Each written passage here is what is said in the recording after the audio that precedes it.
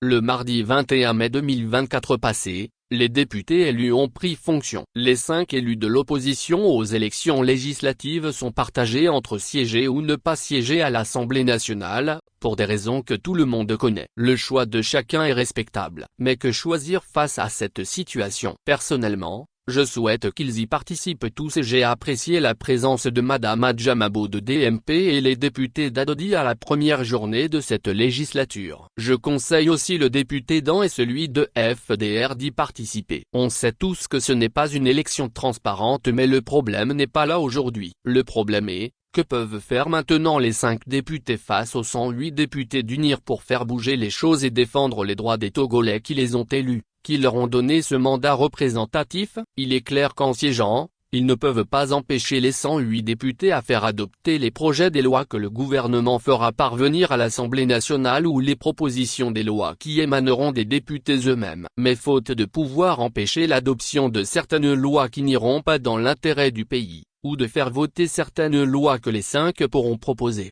ils peuvent informer la population sur la manière dont les choses se passent et si possible dénoncer certains faits ou projets de loi du gouvernement. Ils auront ce rôle d'alerte et de dénonciation de mauvaises lois. Ce n'est pas un rôle négligeable. S'ils ne siègent pas, les effets seront encore pires pour les Togolais que de siéger car on ne saura jamais ce qui se passera à l'Assemblée. Il n'y aura personne pour les critiquer à l'Assemblée nationale. Exemple, au premier jour de leur entrée, le 21 mai 2024, ils voulaient mettre une commission en place pour rédiger le règlement intérieur de l'Assemblée nationale mais à la grande surprise, ils ont voulu le faire conformément à la nouvelle constitution du régime parlementaire alors que les élections ont été organisées conformément à la constitution de 1992 et proclamées avec les visas de cette même constitution de 1992. Si Madame Adjamabo n'avait pas y été, nous ne pourrions pas le savoir. C'est elle qui a donné cette information et s'est opposée à ce genre de choses illégales et non conformes aux règles constitutionnelles. Même si elle ne pourra pas s'y opposer, étant seule, au moins elle a dénoncé et informé au lendemain les journalistes par une conférence de presse. C'est déjà bon. Les députés de la majorité parlementaire reconnaîtront en âme et conscience leurs dérives sans limite. Le second volet de cet article est que j'interpelle les juristes députés qui sont dans Unir. En vos qualités de grands juristes, dites à vos camarades députés d'Unir en tant que juristes que cette législature ne peut pas fonctionner sur la base de la nouvelle constitution. Il faut dire au président de la République aussi que ce n'est pas possible, car ces élections sont organisées sous la Constitution de 1992. Cette législature ne peut pas être régie par la nouvelle Constitution mais par la Constitution de 1992. Toute décision qui sera prise par les députés nouvellement en fonction, sur la base de la nouvelle Constitution sera anticonstitutionnelle. Cette législature de 2024 va seulement accompagner le président de la République jusqu'à la fin de son mandat en 2025 pour une nouvelle élection législative. En plus, je dois rappeler que le Togo est le premier pays à adopter le régime parlementaire dans la sous-région. Servez de modèle aux autres. Ce régime parlementaire rentrera en fonction à la fin du mandat du président de la République. Mais à force de vouloir le tailler à la mesure d'une seule personne, vous risquerez de dénaturer le régime parlementaire dans sa pratique. Il ne faut pas oublier aussi que le Premier ministre dans un régime parlementaire est avant tout un député. Il participe obligatoirement aux élections législatives et surtout à chaque séance des députés. Il vient à l'Assemblée nationale avec son gouvernement dont les membres même sont souvent élus députés dans les pays démocratiques et répondent aux questions des députés de l'opposition qui peuvent s'adresser personnellement à lui ou à ses ministres. Si Forgna Simbé ne pourra pas venir s'asseoir et se laisser interpeller à l'Assemblée nationale par les députés de l'opposition dans le régime parlementaire, alors qu'il choisisse la fonction du président de la République avec le pouvoir honorifique si éventuellement il gagnait les élections législatives en 2025, mais il pourrait les perdre aussi. Ainsi il sera loin des questions chaudes des députés et restera dans son palais,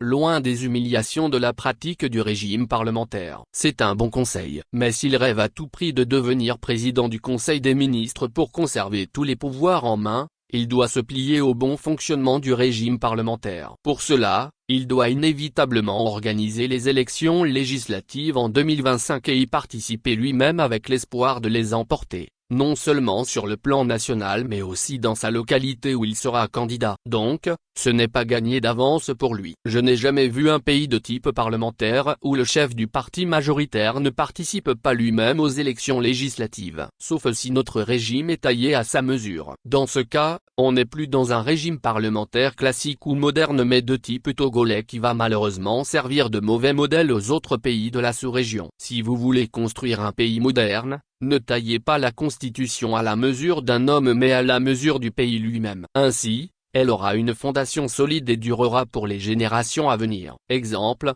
le régime parlementaire allemand, accouché par la loi fondamentale, date de 1949 au lendemain de la Deuxième Guerre mondiale. Un simple citoyen en Allemagne peut saisir le tribunal constitutionnel basé à Karlsruhe. Les membres sont tous des grands juristes à l'image du pays. Cette année, l'Allemagne va célébrer 75e anniversaire de cette loi fondamentale. Aucune modification sensible n'a jamais été faite dans cette loi fondamentale. La durée du mandat des députés fédéraux au Bundestag qui équivaut aussi à la durée du mandat du chancelier est toujours 4 ans et le mandat du président de la République qui a le pouvoir honorifique est 5 ans. C'est même à l'occasion de cet anniversaire de la loi fondamentale, symbole de la démocratie allemande que le président français, Emmanuel Macron a effectué hier dimanche un voyage d'État de 2 jours en Allemagne. Tailler une constitution à la mesure d'un seul homme n'amène jamais un pays à la grandeur. Abandonner cette culture du culte de la personnalité au Togo. Si nous rêvons d'un Togo rayonnant et solide,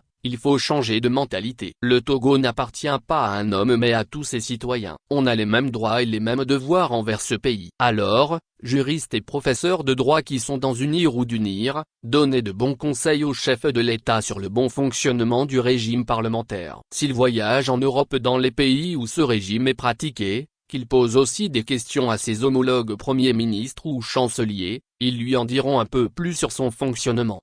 Je donne un conseil franc et sincère aussi aux 5 députés de l'opposition qui vont siéger aux côtés des députés de parti UNIR. Avec beaucoup de sincérité, vous ne pouvez pas réussir à faire suspendre la mise en place de ce régime parlementaire mais vous pouvez refuser seulement qu'elle ne soit pas appliquée à cette législature. C'est voté, c'est promulgué et c'est peut-être aussi déjà publié au journal officiel ou le sera incessamment. Si ces 3 conditions sont réunies, je ne vois pas ce qui peut empêcher ou arrêter son application. On ne va pas se leurrer. Ce que vous devez exiger pour avoir gain de cause, c'est de demander que cette législature qui vient de commencer, ne soit pas régie par la nouvelle constitution qui a accouché le régime parlementaire car les élections sont faites avant son accouchement et vous êtes des élus de la constitution de 1992 et non de la constitution de 2024. Voilà ce qui sera votre argument. C'est tout. Ne perdez pas votre temps à réclamer ce que vous ne pouvez pas obtenir mais ce qu'on est sûr d'avoir au regard du droit. Le régime parlementaire n'est pas mauvais en soi. Tout le problème au Togo résidera dans le respect de sa pratique et de son bon fonctionnement. Dr. Christian Speaker, président de l'association Germanie IBAC.